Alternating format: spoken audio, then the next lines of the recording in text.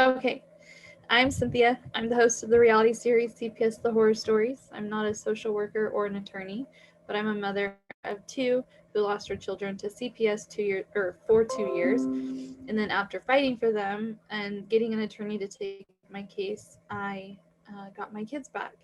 And now I have this platform to let parents and family members share their CPS horror story. So, Cassie, would you like to introduce yourself? I'm Cassie. I'm a mother of three daughters, and I'm pregnant with my first son. Yay! And we've had to deal with some CPS for a little bit. How old are your daughters? 6, 3, and 1. Hmm. So, what happened? Why did they get involved? Um, I was in a domestic violent relationship with my eldest daughter's father, my 6-year-old, and we were in a relationship for 5 years, and it was pretty bad. Um, I wound up leaving him, and I got full custody of my eldest daughter. But some things had happened, so I moved from my apartment to Sonora. Um, and then I moved from Sonora to Mississippi. And I was pregnant with my current husband's daughter, the 3-year-old. And we were there for about 6 months. And he had a mental break, and he actually wound up abusing my eldest daughter. Um, and he faced those charges and went to jail for it. But we had to move to California because he had told me for months that he wasn't doing well mentally. He told me he was not doing, stable. So we went to California, back to California to get him mental help. And he did. He got mental help. He got evaluated. He got diagnosed.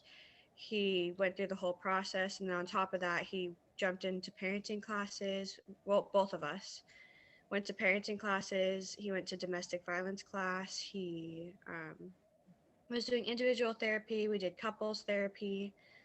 And this was in 2018. Um, and then we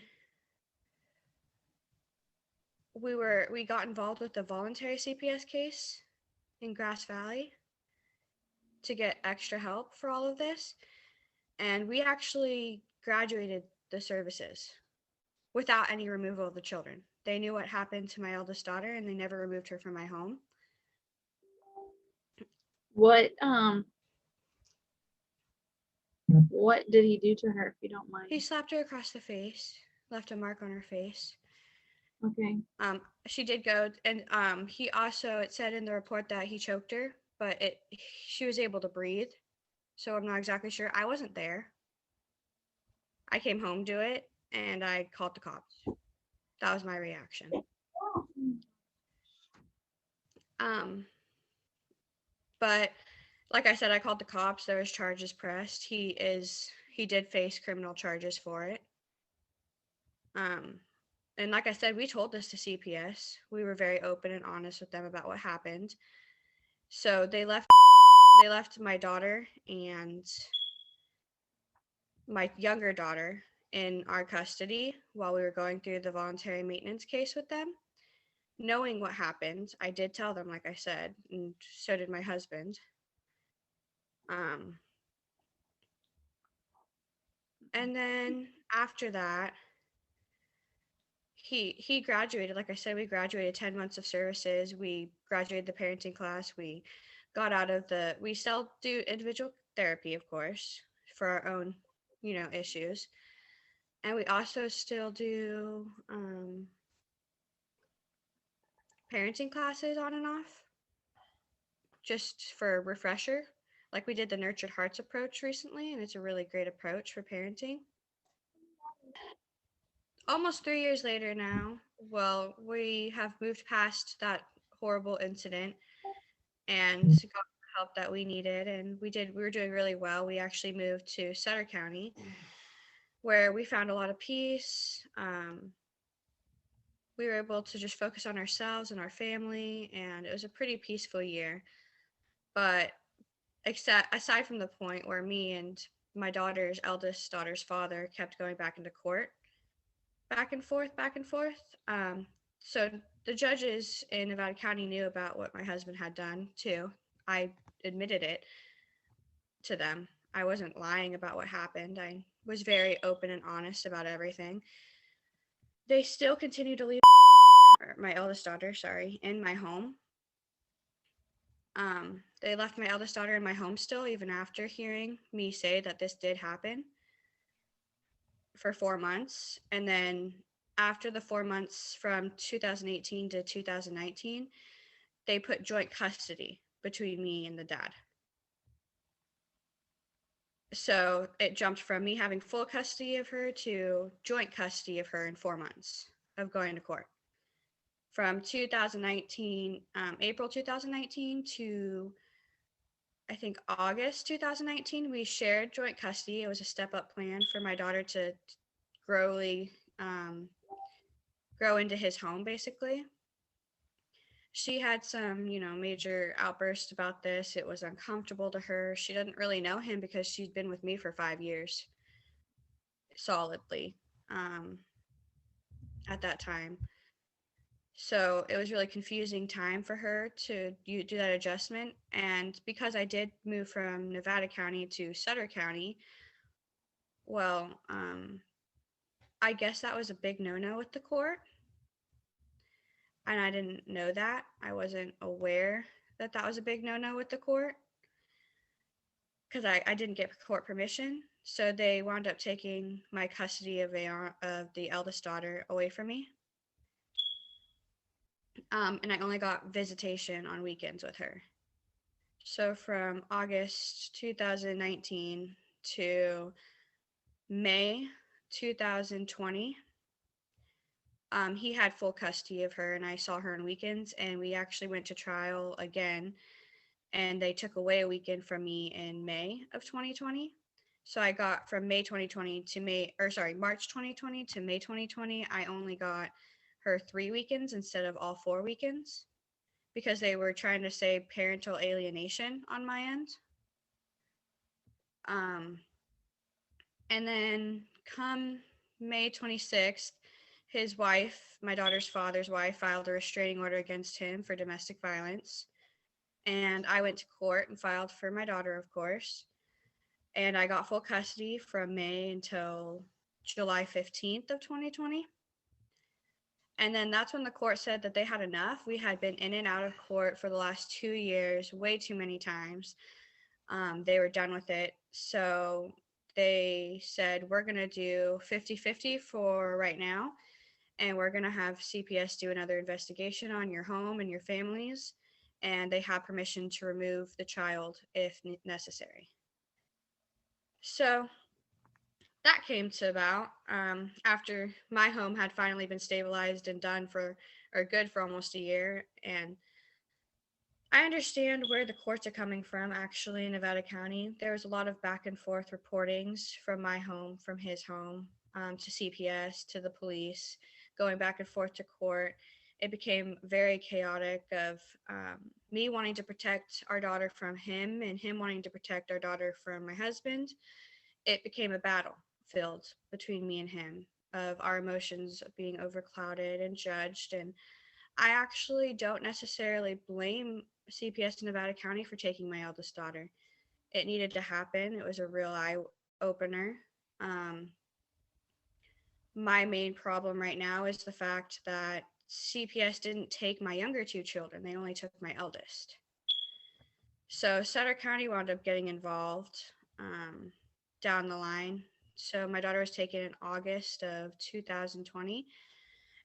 And CPS had taken in Sutter County took my younger 2 in November of 2020. And the way that the 2 counties do things is so different. For example, we have had 3 court hearings before our next one, which is Thursday, tomorrow, for a renewal of the unification plan in Nevada County. We had the detention hearing, we had the jurisdiction hearing, and the disposition hearing. And it was just, everything was so smooth in the Nevada County courthouse. And they they they asked me to come in and sign um, my rights, not sign away my rights, but sign papers consenting to whoever is fostering my eldest daughter to be able to take them to the doctors, to be able to go to school. The judge court ordered me and the dad to go to the school and fill out the application for the school year for our child. They've had us have to be in direct contact and in link with the therapist, so they've had us like sign release of information for the parent guardians, or not the parents, but the guardians to take care of my child. And my family actually has my eldest daughter, my uncle and aunt, so that's the good part. The foster family that she first got put into kicked her out because of her violent behavior. Yeah, they kicked her out. They said that they couldn't deal with her. She's 6 years old, might I add.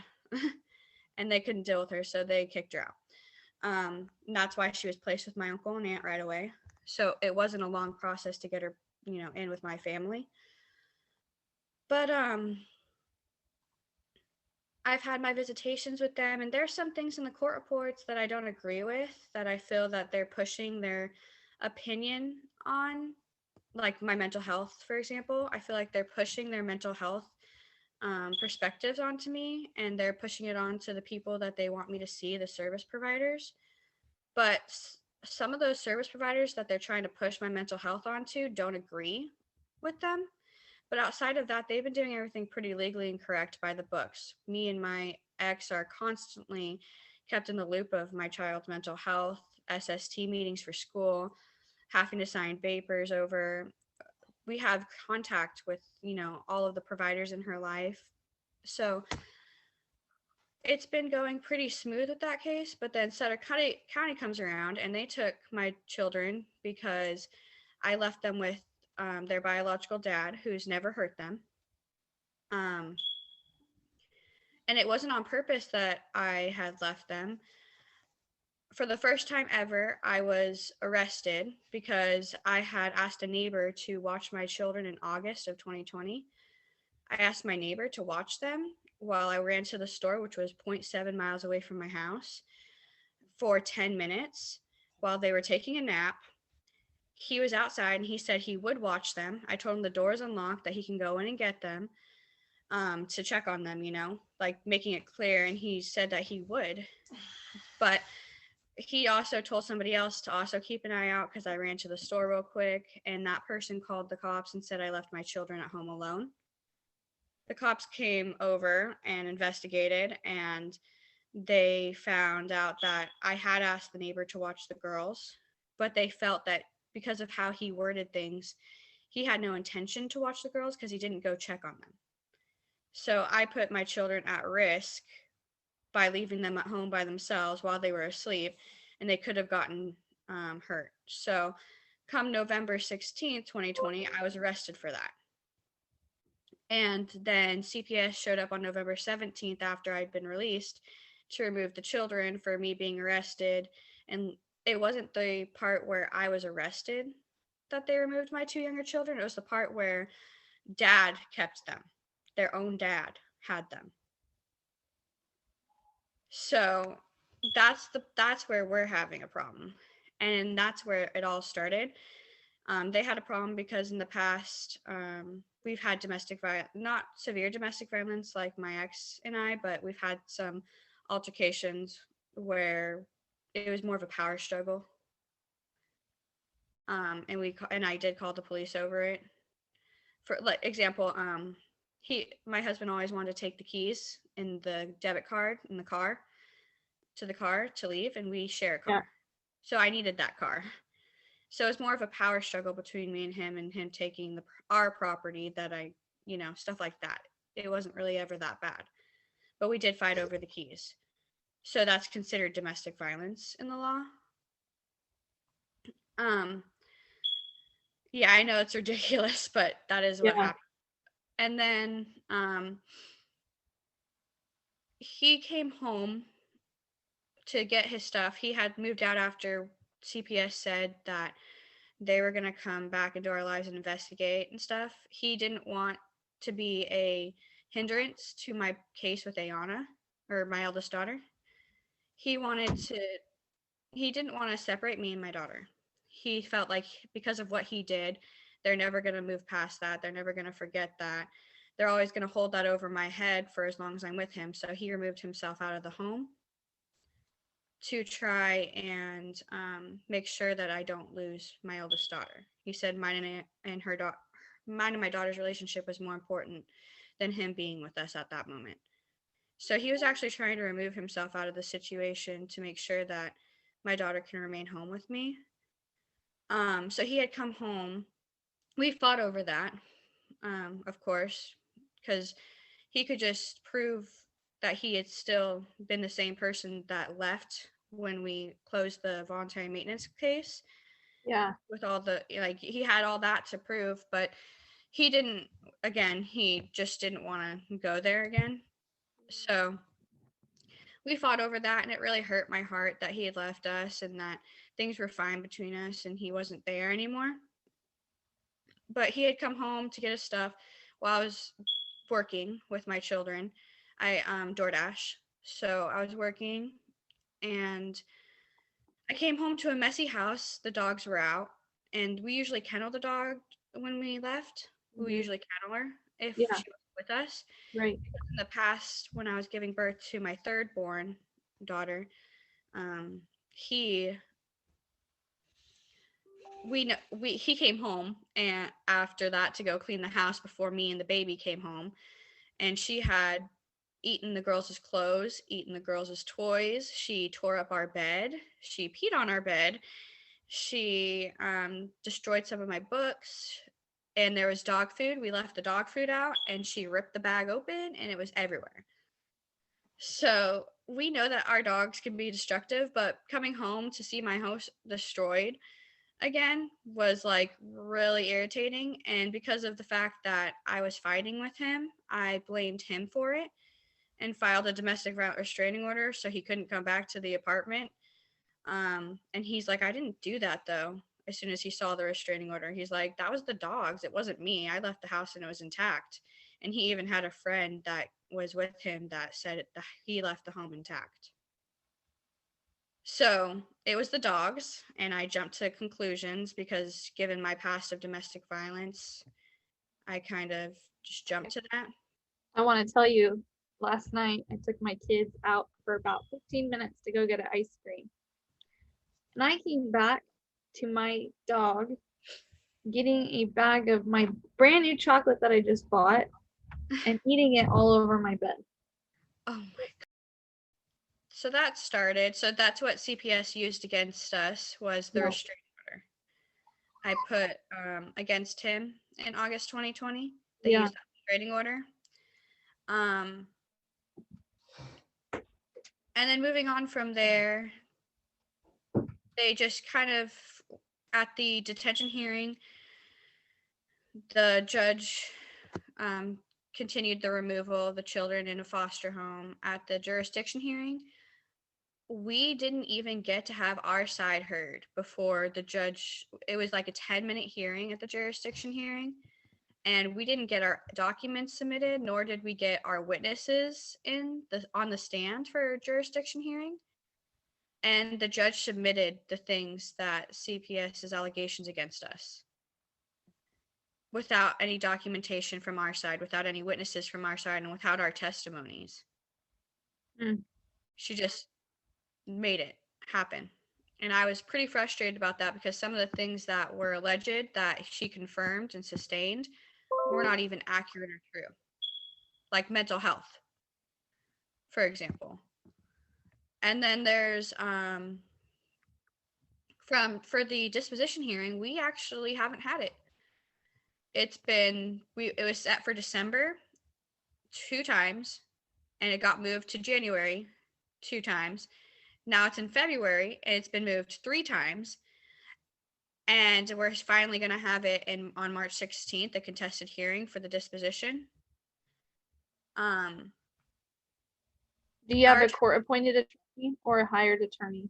I have a court-appointed attorney because we're low income and we don't have money to afford attorney. But yeah, it's now been about 3 it's going to be about 3 months by the time our disposition comes, and our children have been removed for about 4 months now at that time of the disposition hearing. So my kids they aren't doing well. I mean, they're doing well. They're really well adjusted, my younger two.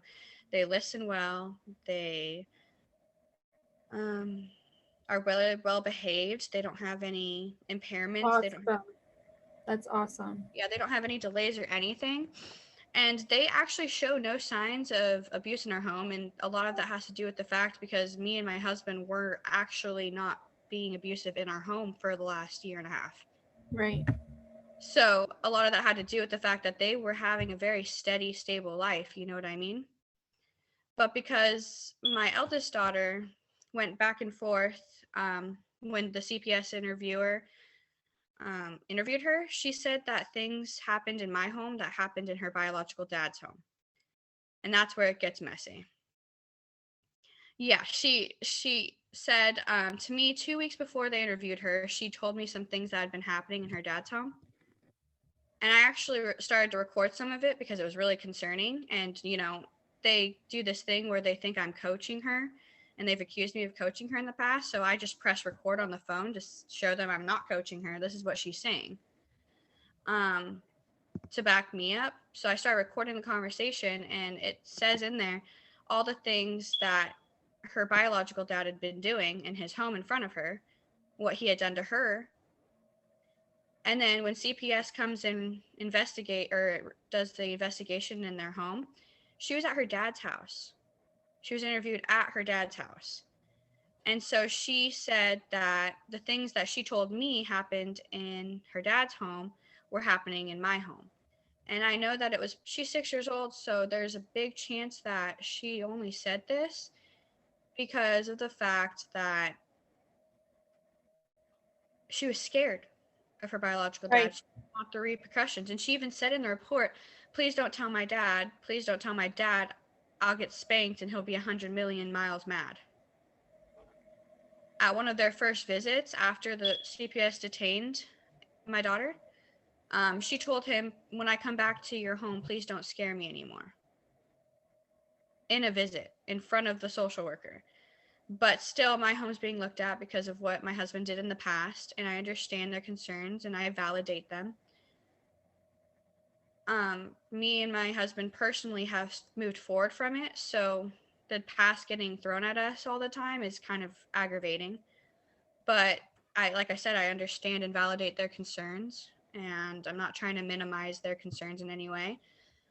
But what I did notice is after these reports had started coming out in the Nevada County case, I noticed that there had been domestic violence about 6 times in my daughter's biological father's home, reported, whether it was between him and his wife or his wife and her friend or him and his friends. There had been 6 police reports of domestic violence in his home, and I looked at the dates, and these were all times that my daughter was in his home. So she witnessed this. And instead of CPS reading the police report, they said that they just pick out and say, oh, this is a domestic violence incident, and that's all they see. They don't read the report itself. In the report itself, okay, so for my allegations, it says that there was severe domestic violence in my home to the point where my husband choked me, pushed me, pushed me, broke our door, and threatened my life or something like that. And all 4 of those things are in police reports under her biological father's home, on his address with his name on it, reported happening in his home. But yet CPS is still blaming my home because Ayana had said it happened in my home, even though there's a police report that says it happened in his home, or several police reports saying it happened in his home, and also a restraining order also confirming from the wife that it happened in his home. But we're still being prosecuted for it. So that's where it gets confusing, and Sutter County has found a way to waive the Nevada County case into our Sutter County case. And their concern is my eldest daughter's behavior, given the domestic violence in our home. That's what they're going off of. But then we had a CFT with them a few weeks ago, and we addressed the domestic violence in our home. We're like, if, I'm already in domestic violence classes for the abuse part, the witness abuse part, or not witness abuse, but basically the victim for 26 weeks.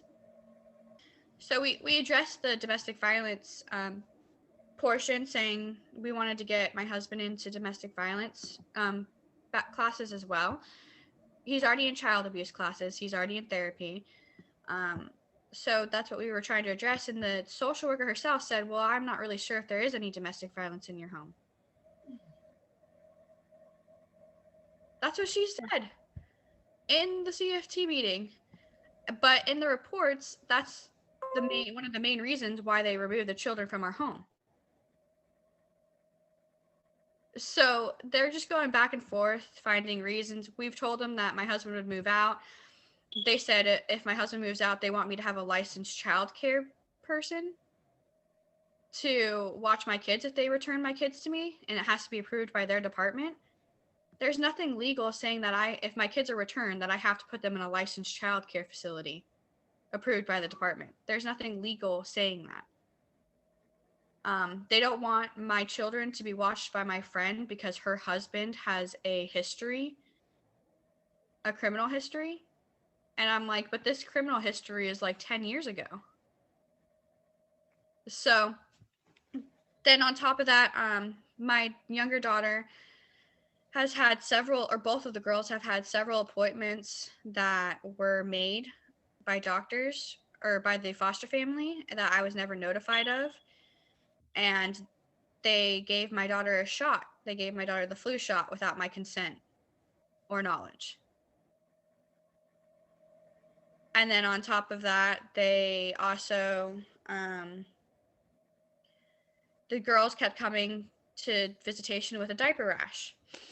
And then on top of that, the judge ordered us to have 3 times a week in-person visits and 2 phone calls.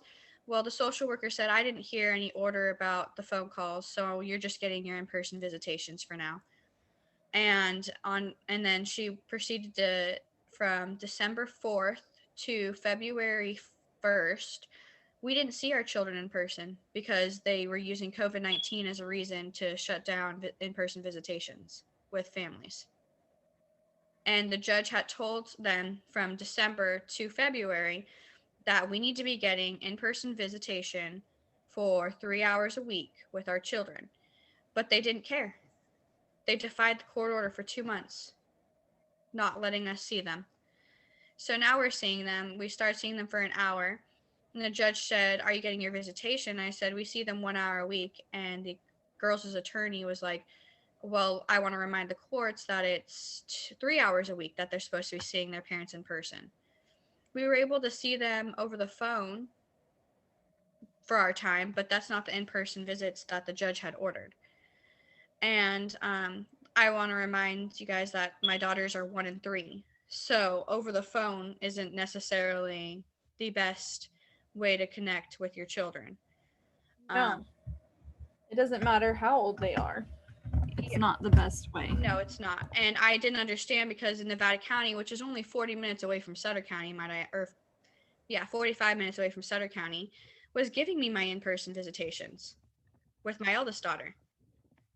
And COVID is still a thing. And you know what we do? We wash our hands, we hand sanitize, we wipe down the surfaces we've played on, and we keep our masks on. There's like things put in place to protect from the COVID exposure. And for some reason, Sutter County was refusing to do this. So now we're being given 2 weeks starting this week. We're giving 2 weeks, 2 hours a week instead of just 1. But that's still not 3 hours a week that we're supposed to be getting. And the judge has made it very clear that they're supposed to be getting 3 hours a week. What's your attorney saying? My attorneys are really upset about the fact that we're not getting our visits. And they said that this case is ridiculous, that the social worker is going off the past, that we had already they're just going off the past, the Mississippi incident, and things that happened in our voluntary maintenance case in Nevada County, things that were all addressed in that case. They're just going off of all of those events. And my attorneys are like, these events have all been addressed in this voluntary maintenance case in 2018 and 2019. So we're basically, in other words, if this was a criminal trial, it'd basically be double jeopardy. And it's really complex, but what we're most irritated about is once we solved their issue with the initial removal was that my husband was in the home and he was left alone with the children. When we said that my husband would leave, they had a problem with childcare. When I told them that I had my friends to watch my children, they had a problem with that and went to, we have severe mental health issues that need to be addressed before our kids can be home. And that's what they're trying to go off of right now. And Nevada County has sent me to their psychologist and to a psychiatrist. And this psychiatrist sees my ex as well, sees the eldest child's father, who is very manipulative, who is very charismatic, and he gets everyone to believe everything he has to say, even if it's all lies coming out of his mouth. They'll believe him over anybody else. And that's a big problem. It's one of the biggest problems I had with him in court. So the psychiatrist already had a judgment of me by what my ex had said and what CPS had said about me when I got in there. So he diagnosed me with bipolar. And my family was like, bipolar? No way are you bipolar. And then my husband's like, you're not bipolar. And my therapist was like, you're not bipolar. And then my domestic violence instructor was like, I don't think you're bipolar. You're pretty steady in your moods. And that's what my therapist said too. And so I have like all these people. Plus, I've been seeing a psychiatrist since I was 18 years old. I'm 26 now. I've been seeing a psychiatrist every year since I was 18 years old, and they've never diagnosed me with bipolar. That's 8 years.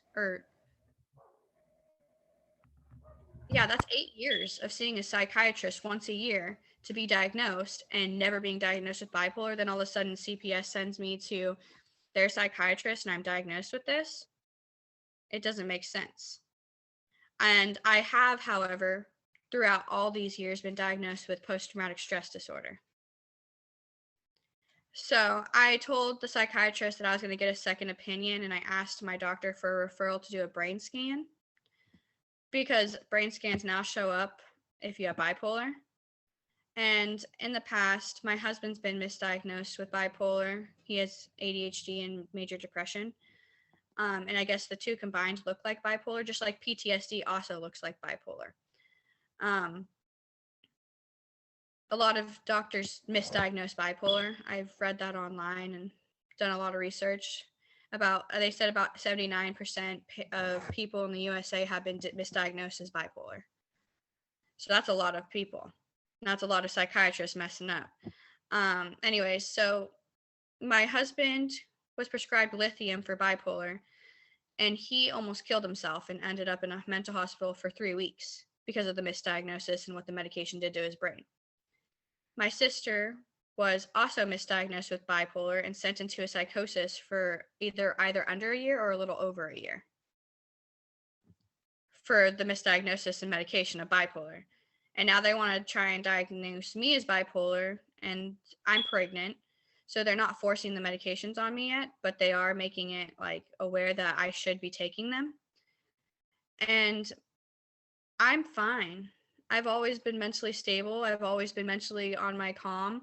I am reactive to certain things. I'm reactive to people taking my children, and I'm reactive to my abuser. So I'm the same way. I think that's a human thing. Yeah, I am reactive to certain situations. Have you done a psych evaluation?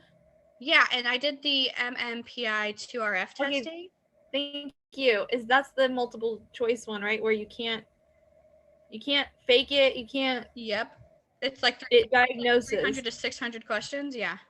Oh, mine was like 2,000. Oh my gosh. Yeah, no, you can't fake it. So they did that on me, and they said that the psychiatrist that diagnosed me literally said my MMPI testing doesn't show that I have bipolar or a border or a personality disorder, but given my childhood, he's going to diagnose me with unspecified border or unspecified personality disorder. They tried to do that to me. They tried to say I had multiple personality disorder. I'm like, I don't see or hear things. I don't respond different ways. I'm reactive. I'm a reactive person as well. I'm a defensive person. Me too. Because I was in a abusive marriage. I had with my mom. My mom was the one who kidnapped my kids, and abused them and abused me when I was younger. And so there are just things that you're not. I don't even want to say normal because I don't know what normal is, but anyways, It's not trauma. a mental illness, it's trauma. Exactly. But when you go to therapy and you work on yourself, you get to learn. Like my therapist told me, he says, you only know how to survive in chaos. Yes. So when it's calm for you, you freak out because you don't know what to do when there's nothing negative going on. And it's true. But when I did that whatever test, the only thing that came back, the only thing was anxiety. Yeah, that's what they. And I was like, no shit. That's what they said to me in the test. They're like, the only thing that came back from my test was anxiety-related stressors, including PTSD. Yep, and that's exactly what they said about me. Yeah, so that's. And I'm like, well, no kidding. You guys took my kids for no reason. I did everything I was supposed to do. You guys kept telling me you're going to give me my kids back and then making more BS about why I can't have them back, trying to find stuff on me. I did 3 psych evals. 3. Oh my gosh. And none of them came back wrong or bad or negative. Even the person that they sent me, the 2 people that they sent me to, because one was one that I paid for or my attorney sent me to, and then the other 2 were their therapist. And I had said this, I think yesterday or Monday, but I had a red file case or red tape case, I don't know, whatever it is, but it's a bad case. And so the only people that can get to this therapist that they sent me to was if you had this kind of case. And so I was seeing him. I was only supposed to be seeing him for like 8 weeks. Well, he chose to see me longer, and I didn't mind it because I wanted it. And I wanted to better myself for my kids and for myself. And so here I am seeing him, and they're trying to tell him I'm manipulating him and I'm a narcissist. And he's like, excuse me, I've been doing this job for a very long time. I know a narcissist and manipulator when I see them. And this woman is not doing that. You're wrong. But it didn't matter. They kept putting that in the files every time we go to court. And my therapist would write his notes and send them and show me, like, look at, this is what I'm saying. And, so he volunteered to go to court. They wouldn't let us. The judge, I really felt that God was on my side because I had witnesses for everything. I had everything in place, but I never needed it. Why it took 2 years, I don't know. Maybe because I'm supposed to be doing this, like what I'm doing to help other people and just letting everybody know what goes on in the world with CPS. But the point is, it sucks whether you're in it for a day, whether you're in it for a month, a year, 2 years, 10 years, 20 years, it doesn't matter. It doesn't change. It hurts. It's traumatic. It's devastating. It's corrupt. It's all of it.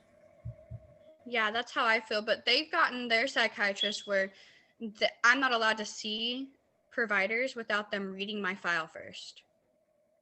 So the Nevada County has been sending my files to the psychologist and sent it to the psychiatrist that they had me see. And then both of these people have also been talking to my ex-abuser as well, who does nothing but blame me for everything that's ever gone wrong in his life. And so by the time I get there, I'm the one that's looked at as the bad guy out of all of it, because I stayed with my husband. So they pushed this off on me, saying like I said, that testing I did, it came out that I had anxiety and PTSD, nothing else. But he said because I'm hyper vigilant or something like that, and I talk too fast and stuff, I have an unspecified personality disorder. And then that's when I was sent to the psychiatrist to continue the evaluation. And he said that I had bipolar and traits of personality disorder and PTSD. He did say I had PTSD. He did add that one in there. And so did the psychiatrist. Well, and I think anybody who deals with CPS has it. I really do. Yeah. So what I'm trying to see is, like, given that my sister, who is my bloodline, has all the same genes I have, was misdiagnosed with bipolar and she went to a psychosis, I'm not going to risk my mental health because these people think that I have this. Yeah, and you have to remember that social workers are not therapists. Yeah. So they're going off what the psychiatrist said, and he is a valid licensed psychiatrist. I understand that. But at the same time, I also know myself. I trust myself. I know what symptoms I have, and this psychiatrist put things in my head. Like, he said that I would talk too fast. He's like, it might feel good, but that's hypermanic. Like, he said he felt like I was in a hypomanic state in those times. And I'm like, no, I felt anxiety, and it was very uncomfortable. It's really uncomfortable being around people you don't trust. Yeah. And that you're reporting back to these bad people about you and you don't know what they're saying. Yeah. So, my therapist in the beginning said I had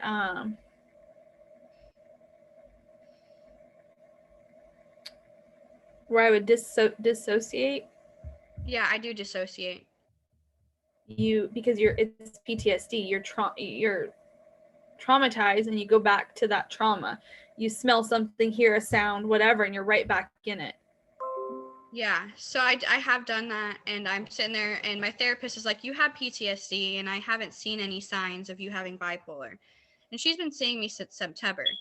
And by the way, CPS made me quit seeing my long-term therapist in Sutter County to see their therapist, which is the one I'm seeing now, since September.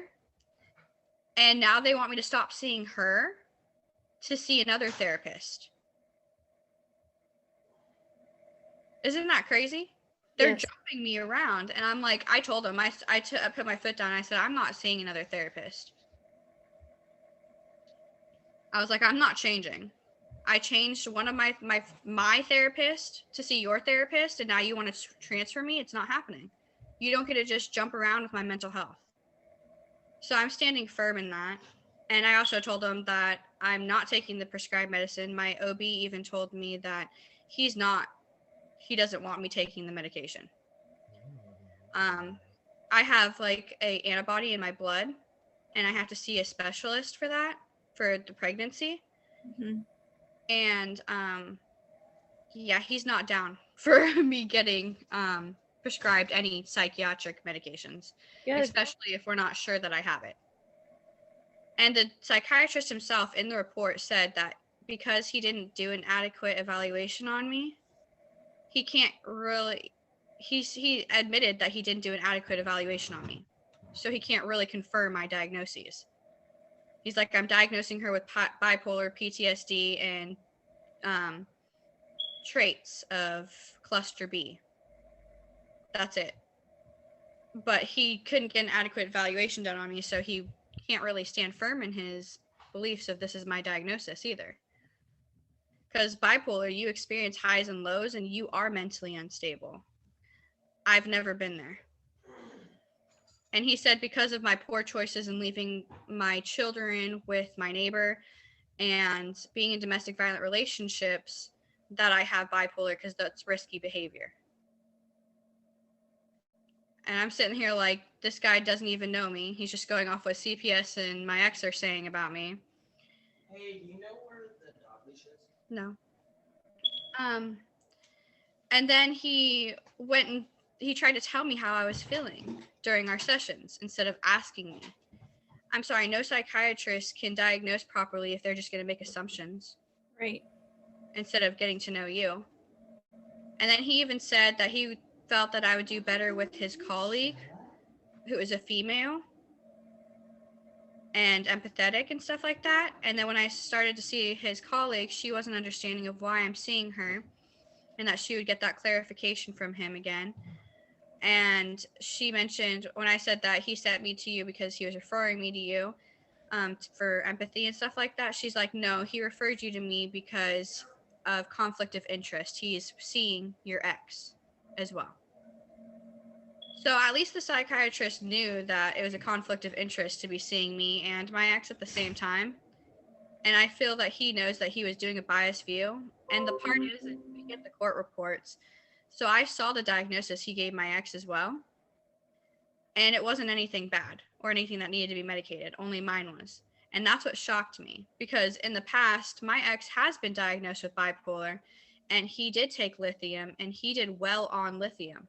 He didn't have a mental break with lithium. He was actually doing better. He was more his mood was more stabilized. He was more calm. He was more relaxed.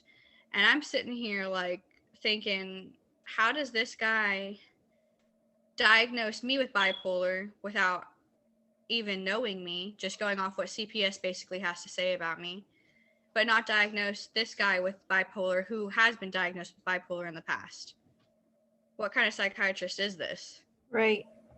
So I was like really confused. And then on top of that, if you're a good psychiatrist, you should have automatically known that the person you're seeing in front of you, my ex, is a narcissist. And you're not picking it up? Yep. Then I know for a fact if you're not picking up that he's bipolar and narcissistic, which I know him to be, or his PTSD, or his ADHD problems that I also am aware of, Yep. and his family history, you are definitely not correctly diagnosing me, and I'm not going to trust your judgment after that. So I already knew I didn't have what he diagnosed me with, but as soon as I read the court report and saw what he diagnosed my ex with, I'm just like, dude, you aren't even properly evaluating somebody I know and I know the history of, and that I've been to psychiatrists with him and to therapists with him and to his doctor's appointments. I've seen and heard what he's been diagnosed with. So for him to just throw out this diagnosis that isn't there. My therapist even said that with bipolar specifically, if you take antidepressants without mood stabilizers, it will send a bipolar person into a manic episode.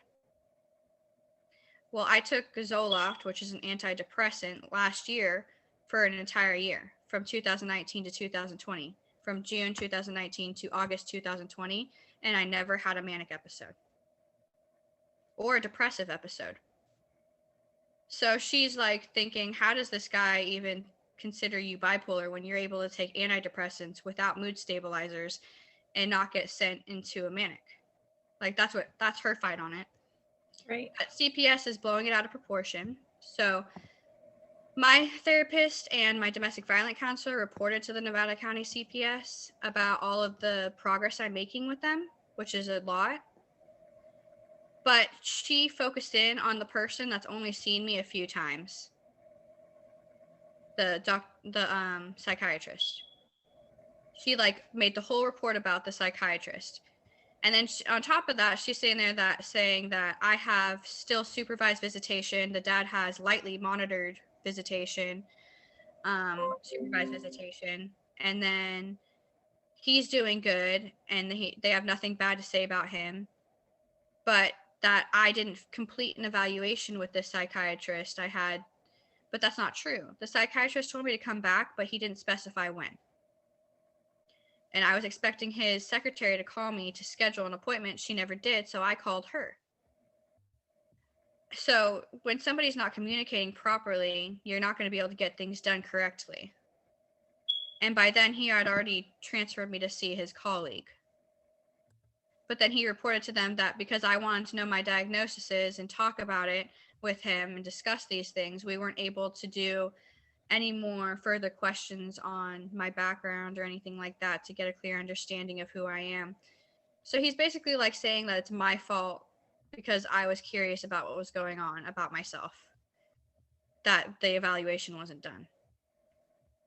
So CPS looked at that as a negative, and then Sutter County took it on. Like I said, Sutter County has their one final grounding in the CPS case is Nevada County with my eldest daughter. They're using my eldest daughter's behavior in my Sutter County case with my younger two children. They're using it for her PTSD diagnosis. They're using it for her behaviors that she's experiencing in other homes and that other people are witnessing. And they're saying that this is why the younger two shouldn't be home, is because of how that one acts, basically. So my attorneys are getting frustrated about it. When's your next court hearing? March 16th. Or, well, the one in Nevada County is tomorrow. The one in Sutter County is March 16th. Well, I'd like to schedule another interview to, in a couple months or whatever to see what happens. Yeah, I'll let you know. We're trying to get the girls back right now, the younger two. We know the oldest one's going to take a while. Like I said, I completely agree with their reasoning for taking the eldest one. Me and my ex had a very toxic case. It was known as the high conflict case.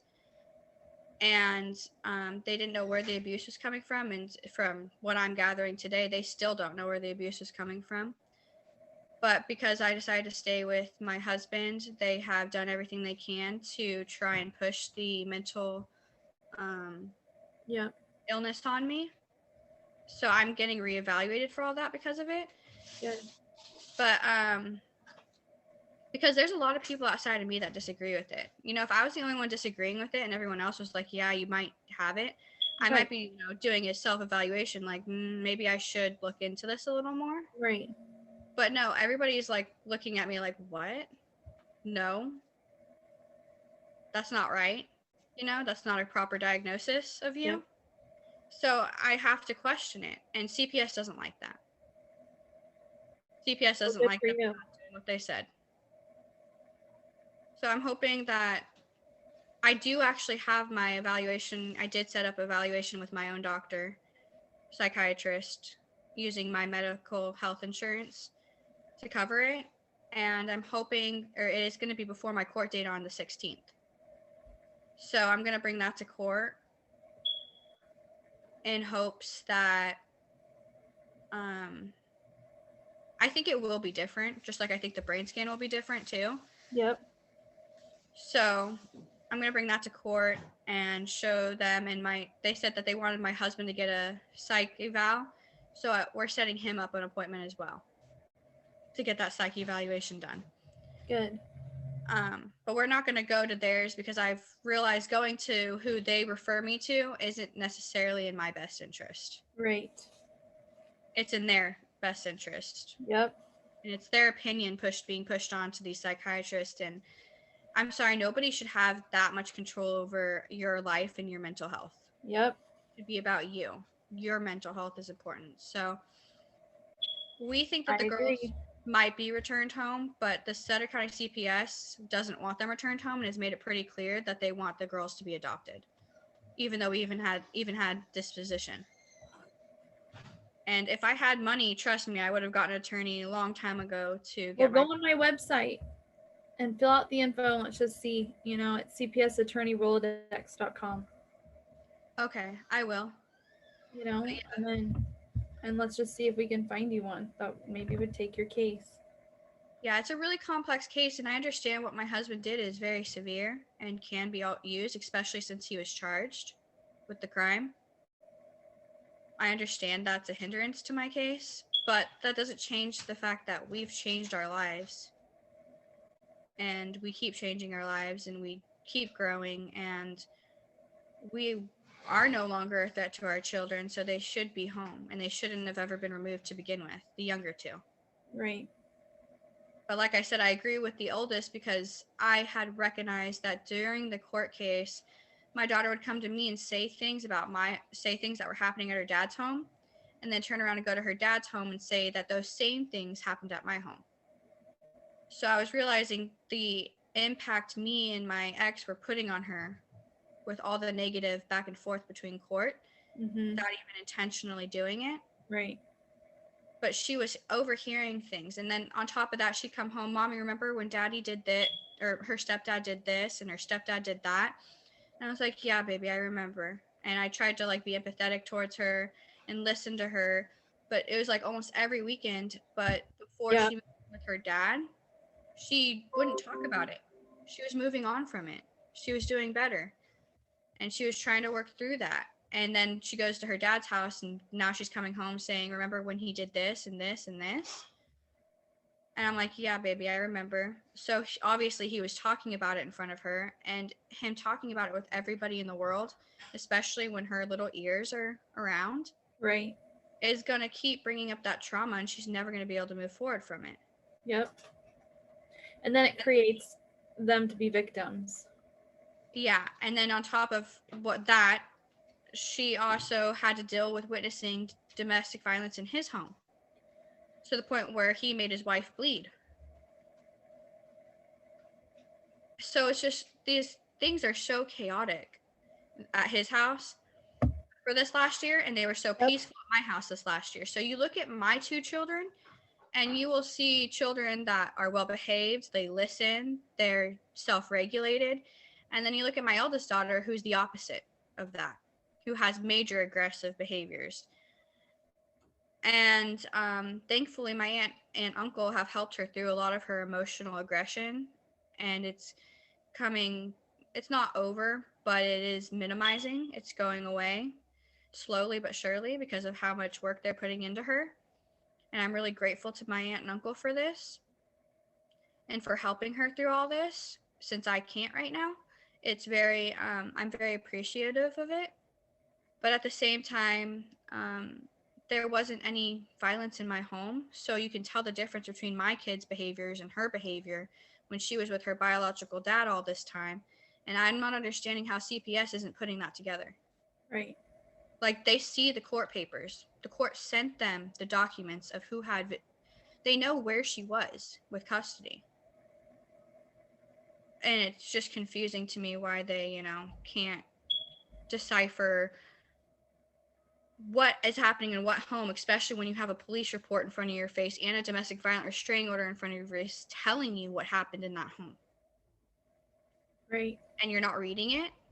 Instead, you're just going to go off what she's saying when she was interviewed at his home and was scared. Like, how can you do that? Right. So it's not like I'm in denial of the part I played in all of it. I understand. It's just more on the note of, there's things that didn't happen in my home, and they want me to say it happened in my home, and they keep saying I minimized what happens in my home, but nothing happened in my home. So what can I say? Right. So how can I minimize something that literally never happened? So that's what I'm irritated with them about most, is they want me to admit to something that happened that never did. And I don't know how to move past that, except for being engaged in my services. Well, like I said, let's try to get you an attorney, number one. And on top of that, let's let's talk in a couple months, and I want to know what happens after your court dates. Okay. All right. All right. It's your online Facebook or the online one? We'll go keep in touch with this page or our page, but then go to cpsattorneyrolodex.com and fill out the form. It's free. Thank you. All right. Thank you. All right. I'll talk to you soon. I'll talk to you soon.